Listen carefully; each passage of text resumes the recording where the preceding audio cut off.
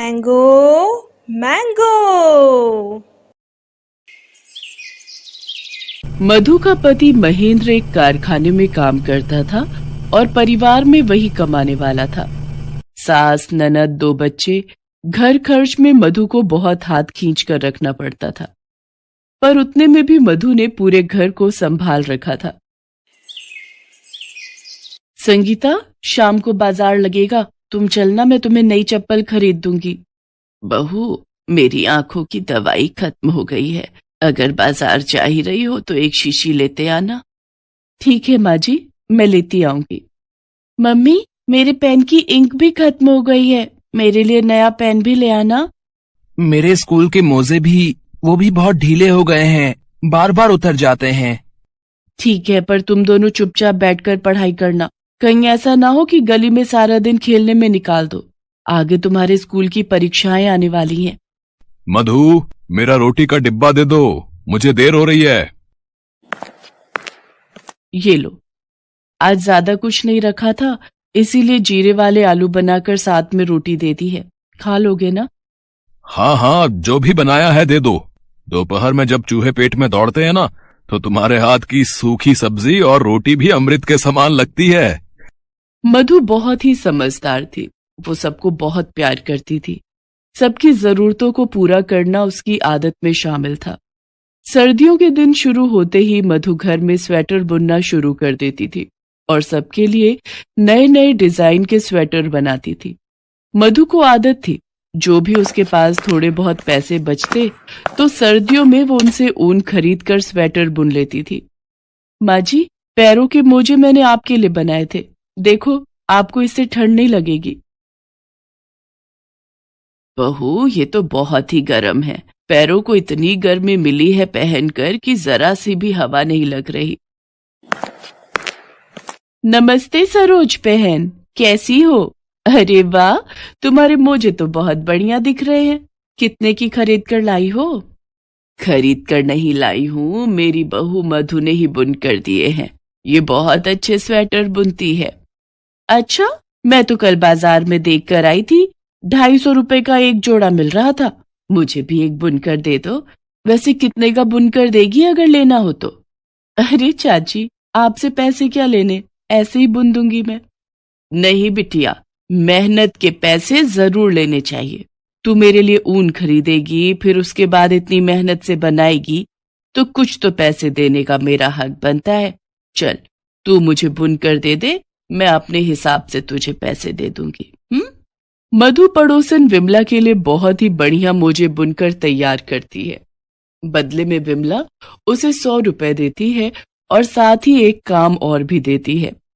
बहू, तूने मुझे तो बहुत बढ़िया बुनकर दिए हैं, मेरी बहू के बच्चा होने वाला है, तो थोड़े छोटे बच्चे के अगर तू स्वेटर के जोड़े बना दे तो मैं तुझे उस हिसाब से पैसे दे दूंगी।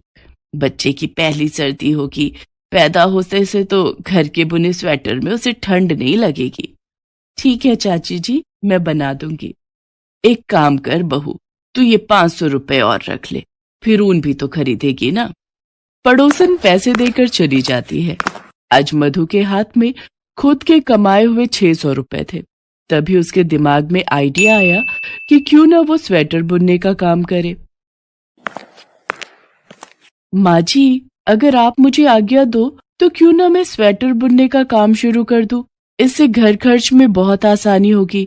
शालू के पापा अकेले ही मेहनत करते हैं और घर खर्च में बहुत परेशानी भी होती है, अगर थोड़ी बहुत मैं मदद कर दूंगी तो उन्हें भी सहारा मिलेगा। हाँ, ये तो तूने बहुत अच्छा सोचा है बहू, पर तू घर भी संभालती है, फिर ऊपर से इतनी मेहनत तू कर पाएगी? माँ, तुम चिंता मत करो, घर के काम में मैं भाभी की मदद कर दिया करूंगी, सब मिलकर हो जाएगा। भाभी, तुम स्वेटर बुनने का काम पकड़ ही लो। एक काम करो, मैं तुम्हें एक बोर्ड पर लिखकर दे देती हूँ कि यहाँ घर के बने स्वेटर मिलते हैं, तो बोर्ड पढ़कर और भी लोग आएंगे। और मेरी एक फ्रेंड है, वो ऑनलाइन मेकअप बेचने का काम करती है, मैं आपका एक ऑनलाइन स्टोर बना देती हूँ, जिसमें आप लोगों को घर बैठे ही अपने हाथों के बुने स्वेटर बेच सकते हो। इनकी फोटो खींचकर मैं आपकी वेबसाइट पर डाल दूंगी। क्या तुम सच कह रही हो संगीता? फिर तो तुम ये काम कर दोगी तो हमारी सारी परेशानियां दूर हो जाएंगी। मैं खूब मेहनत करूंगी, बहुत अच्छे अच्छे स्वेटर बनाऊंगी। कहते हैं मिल बांट कर काम करने से काम और भी निखरता है, और यही मधु के साथ हुआ। मधु की स्वेटर बुनने की कला कब उसका व्यवसाय बन गई पता ही नहीं चला। धीरे धीरे मधु का काम बहुत बढ़ गया और उसके पास स्वेटर के लिए ऑर्डर आने लगे। अब मधु की खुद की एक वेबसाइट थी जिस पर जाकर लोग घर के बुने स्वेटर खरीदते थे। मधु के काम में सबसे ज्यादा उसके परिवार वालों ने उसका साथ दिया। मधु देश ही नहीं, विदेश में भी घर बैठे स्वेटर बेचने का काम करने लगी। उसने अपने साथ और भी स्वेटर बुनने वाली महिलाओं को रोजगार दिया। भाभी, आपके बनाए हुए स्वेटर देश ही नहीं विदेश के लोगों को भी पसंद आ रहे हैं और वो ऑनलाइन ऑर्डर भी दे रहे हैं। अब आपको और मेहनत करनी है। ये सब भगवान जी और माँ जी के आशीर्वाद का ही फल है, और तुमने भी मेरी बहुत मदद की है संगीता, मेरी प्यारी ननद। मधु, तुमने हर कदम पर मेरा साथ दिया। आज तुम्हारे साथ के कारण ही हमारे परिवार को एक नई पहचान मिली है। मुझे गर्व है तुम पर। उस दिन से मधु ने कभी भी पीछे मुड़कर नहीं देखा। अपने परिवार के सपोर्ट और नई सोच के साथ वो लगातार अपने स्वेटर बुनने के काम में आगे बढ़ती रही। प्रतापनगर में सुंदरलाल नाम का एक दर्जी अपनी पत्नी शांति और बेटी संध्या के साथ रहता था। संध्या का रंग सांवला था, इसलिए उसके लिए कोई भी रिश्ता नहीं मिल रहा था। इसी कारण सुंदरलाल और शांति परेशान थे। सुंदरलाल, मैंने कुर्ता पाजामा सिलने दिया था, तैयार हो गया क्या? बस एक पक्की सिलाई करनी बाकी है रामलाल जी। अच्छा, फिर मैं लड़का भेजूंगा, उसी के हाथ दे देना। शाम को शादी में जाना है, इसलिए थोड़ी देर में करके दे दो। और संध्या के लिए कोई रिश्ता मिला या नहीं? कहाँ मिला रामलाल जी, बहुत जगह बोल रखा है। बाकी मैंने तो भगवान पर छोड़ रखा है, वही मेरी बेटी का अच्छा भविष्य तय करेंगे। बात तो ठीक है, पर तुम्हारी बेटी का रंग सांवला है। इतनी आसानी से लड़के सांवले रंग रूप की लड़की के लिए मानते नहीं हैं। इसलिए जब तुमने मुझे कहा था, मैंने भी इस बारे में किसी से कोई बात नहीं की। अच्छा, चलता हूँ, कपड़े भिजवा देना है। सुंदरलाल देखता है रामलाल की बातें संध्या सुन चुकी है, इसलिए उसने बात बदलनी चाहिए। संध्या बेटी, तू रामलाल की बातों का बुरा नहीं मानना, वो तो बस। बापू, मुझे पता है मेरे कारण आपको कितना सुनना पड़ता है। सब कितनी बातें बनाते हैं, मुझे अच्छा नहीं लगता। ना बिटिया ना, ऐसा कभी मत सोचना। तू तो हमारी जिंदगी से बढ़कर हमें प्यारी है। मैं भी आप दोनों से बहुत प्यार करती हूँ बापू। अच्छा लाओ, कुछ कपड़े मैं सिल देती हूँ, आप थक गए होगे। संध्या का उदास चेहरा देखकर सुंदरलाल उस समय चुप हो जाता है। संध्या कपड़े सिलने लगती है। संध्या भी सुंदरलाल की तरह बहुत अच्छे कपड़े सिलती थी। एक दिन उस राज्य के राजकुमार का जन्मदिन था, जिसमें पूरे नगर को न्योता दिया गया था। सुनो सुनो नगरवासियों, ध्यान से सुनो। राजकुमार वीर सिंह के जन्मदिन की खुशी में पूरे नगर को दावत का न्योता दिया जा रहा है। राजा भानु प्रताप सिंह और रानी सुनंदा अपने बेटे वीर सिंह का 25वां जन्मदिन धूमधाम से मना रहे हैं। अरे वाह, राजकुमार वीर सिंह के जन्मदिन की दावत सचमुच देखने वाली होगी। मैं तो बहुत सुंदर तैयार होकर जाऊंगी। मैं भी। पर हम राजकुमार को क्या उपहार देंगे? ऐसे खाली हाथ जाना तो अच्छा नहीं लगेगा। अरे हम क्या देंगे? हमारे माँ बापू भी तो जा रहे हैं, वही देंगे। हम क्यों चिंता करें? पूरे नगर के लोग राजकुमार के जन्मदिन में जाने की तैयारी कर रहे थे। सुनो जी, मैं सोच रही थी हम दोनों तो जन्मदिन की दावत में जा नहीं रहे। तुम्हारी तबीयत भी ठीक नहीं है, पर किसी ना किसी को तो जाना चाहिए। इसलिए संध्या को उसकी सहेलियों के साथ भेज देते हैं, नहीं तो महाराज और महारानी को बुरा लगेगा। ठीक है, ये बात सही रहेगी संध्या बिटिया। तू राजकुमार वीर प्रताप जी के जन्मदिन की दावत के लिए चली जाना। ठीक है, आप चिंता मत करो, मैं रेखा और सुनैना के साथ चली जाऊंगी। संध्या राजकुमार के जन्मदिन के लिए जाने के लिए तैयार तो हो गई, पर वो यही सोच रही थी कि आखिर वो राजकुमार के लिए उपहार में क्या ले जाए। तभी उसके दिमाग में एक तरकीब आई। राजकुमार के जन्मदिन के लिए एक सुंदर सी पोशाक तैयार करके ले जाती हूँ, उनको पसंद आएगी।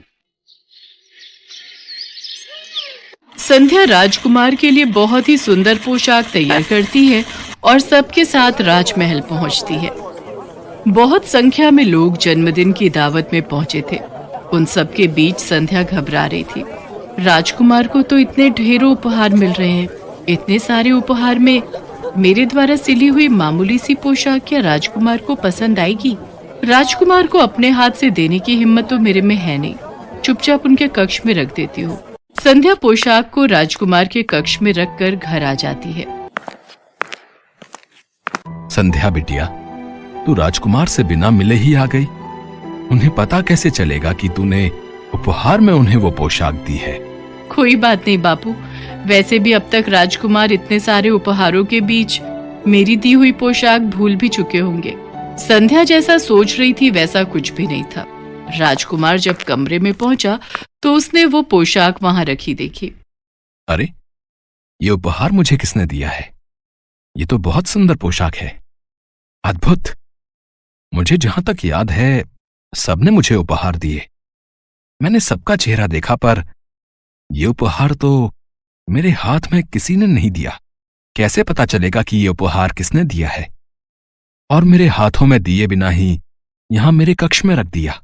राजकुमार महाराज, महारानी, सेनापति, दास दासी सबसे पूछता है, पर किसी को भी इस बारे में कुछ नहीं पता था। राजकुमार हैरान रह जाता है कि ऐसा क्यों हुआ। किसी ने अगर इतना सुंदर उपहार देना भी था तो उसको सामने से देता, चोरी छुपे कौन रख गया? राजकुमार वापस अपने कक्ष में आता है, तभी उसकी नजर अपने द्वार पर अटके एक दुपट्टे के टुकड़े पर जाती है। राजकुमार महल की सभी दासियों से दुपट्टे के टुकड़े के बारे में पूछता है, पर किसी भी दासी के पास ऐसा दुपट्टा नहीं था। राजकुमार को यकीन हो जाता है कि ये टुकड़ा यकीनन उसी लड़की के दुपट्टे का है जो उसके कमरे में वो पोशाक रख कर गई है। राजकुमार इस बात का पता लगाने के लिए पूरे नगर में सैनिकों को भेजता है। वो पोशाक किसने दी उसके लिए सब मना कर देते हैं। भाई, हमने तो बहुत महंगा उपहार दिया था। राजकुमार को चांदी की प्याली दी थी। हमने ये उपहार में पोशाक नहीं दी। उस समय सुंदरलाल, उसकी पत्नी और बेटी संध्या जरूरी काम से नगर से बाहर गए हुए थे, इसलिए उनसे पता करना रह जाता है। पर सैनिक ये बात राजकुमार को नहीं बताते। राजकुमार बहुत परेशान था। अब तो उसके पास एक ही रास्ता था, इस दुपट्टे के टुकड़े की असलियत जानने का। माँ, पिताजी, अब मेरे पास एक ही रास्ता है। मैं अपना स्वयंवर रखना चाहता हूं, ताकि उस स्वयंवर में सभी लड़कियां आए और वही पोशाक पहने जो उन्होंने मेरे जन्मदिन के उत्सव में पहनी थी। मुझे पता चल जाएगा कि ये दुपट्टे का टुकड़ा किसका है। फिर मैं उसी लड़की से विवाह करूंगा। इससे मुझे अपने प्रश्न का उत्तर भी मिल जाएगा। ठीक है पुत्र, अब तुम इस योग्य हो चुके हो कि तुम अपना जीवन साथी चुन सको। जैसी तुम्हारी इच्छा पुत्र। हम आज ही नगर में तुम्हारे स्वयंवर की घोषणा करवा देते हैं। राजकुमार उस दुपट्टे के टुकड़े के बारे में किसी से कुछ नहीं कहता। वो तो चुपचाप उस बारे में जानना चाहता था जिसके दुपट्टे का ये टुकड़ा था। नगर में घोषणा कर दी जाती है और ये बात सुंदरलाल के कानों तक भी पहुंचती है। संध्या बेटी, तुम्हें भी स्वयंवर में जाना चाहिए। तुम्हारे पिताजी ठीक कह रहे हैं संध्या बेटी। नगर की सभी लड़कियां स्वयंवर के लिए जा रही हैं। अगर तुम नहीं गई तो महाराज क्रोधित हो जाएंगे। उन्होंने नगर की सभी युवा कन्याओं को स्वयंवर के लिए आमंत्रित किया है। पर मेरा वहां जाने का कोई फायदा नहीं, क्योंकि मैं तो देखने में बिल्कुल भी सुंदर नहीं हूँ। राजकुमार तो मेरी ओर देखेंगे तक नहीं, फिर मैं वहां जाकर क्या करूंगी? बेटी, ये तो भाग्य की बात है। अगर तुम्हारे भाग्य में राज सुख लिखा है तो उसे कोई नहीं छीन सकता, और यदि नहीं लिखा तो तुम अपना कर्तव्य निभाकर लौट आना। नगर की सभी लड़कियां उसी पोशाक में राजमहल पहुंचती हैं जो उन्होंने राजकुमार के जन्मदिन के उत्सव में पहनी थी। राजकुमार की नजरें तो उस लड़की को ढूंढ रही थी जिसके दुपट्टे का टुकड़ा अभी भी राजकुमार के हाथ में था। राजकुमार ने आज वही पोशाक पहनी थी जो संध्या ने उसे उपहार में दी थी। इनमें से तो कोई भी लड़की वो नहीं है। आखिर ये किसके दुपट्टे का टुकड़ा है? कहीं मेरी ये योजना विफल ना हो जाए। राजकुमार अभी इस बारे में सोच ही रहा था कि तभी संध्या महल में प्रवेश करती है। संध्या ये देखकर हैरान रह जाती है कि राजकुमार ने वही पोशाक पहनी है जो उसने सिलकर दी थी। राजकुमार ने मेरी दी हुई पोशाक पहनी है। इसका मतलब राजकुमार को मेरे द्वारा सिली हुई पोशाक पसंद आई। ये देखकर मैं बहुत खुश हूँ। बापू और माँ अगर ये सुनेंगे तो वो भी बहुत खुश होंगे। संध्या अभी ये सब देखकर मुस्कुरा ही रही थी कि तभी राजकुमार वीर प्रताप की नजर उसकी पोशाक पर जाती है। यही है वो जिसकी मुझे तलाश थी। आप सब जानना चाहते हैं मैंने ये स्वयंवर क्यों रखा है? क्योंकि मैं अपना जीवन साथी चुनना चाहता था। जिस लड़की की मुझे तलाश थी आज वो मेरे सामने खड़ी है। मैं उसका नाम तो नहीं जानता, पर आज जो पोशाक मैंने पहनी हुई है उसी लड़की ने मुझे उपहार में दी थी। क्या वो लड़की मेरी जीवन संगिनी बनना चाहती है? सब लड़कियां एक दूसरे का चेहरा देख रही थी क्योंकि उनमें से किसी ने भी ये पोशाक राजकुमार को नहीं दी थी। संध्या तो सच जानती थी। वो हैरान रह जाती है। राजकुमार उसकी ओर बढ़ता है और उसका हाथ थाम लेता है। राजकुमार, मैं आपके लायक नहीं हूं। आपको तो मेरे से भी सुंदर लड़कियां मिल जाएंगी। संध्या, प्रेम तो दिल से होता है। मैं तो उसी पल ही तुम्हें अपना दिल दे बैठा था।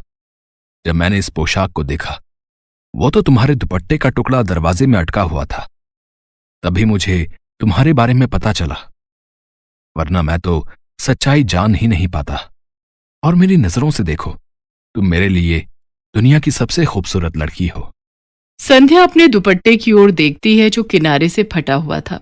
वहां खड़ी सभी लड़कियां हैरान रह जाती हैं। राजकुमार वीर प्रताप की बातें सुनकर संध्या की नजरें शर्म से झुक जाती हैं। उसके पश्चात सुंदर लाल और शांति को दरबार में बुलाया जाता है। फिर शुभ मुहूर्त में संध्या और राजकुमार वीर प्रताप का विवाह संपन्न होता है।